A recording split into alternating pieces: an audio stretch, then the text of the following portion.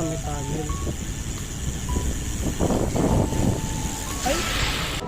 Gulat ka doon sa kanal. Siyete tayo dito sa may kanal. Siyete! Kaya ito yung likod ng Okada. Tapos 7 tayo ulit. Dahil may kanal. 7.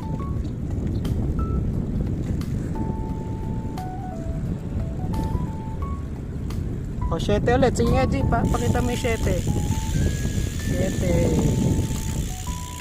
Yan. 7 tayo. Yan, nakaikot na kami sa paligid ng Okada. Dito na kami sa may mismong harap. Napakaganda ng Okada.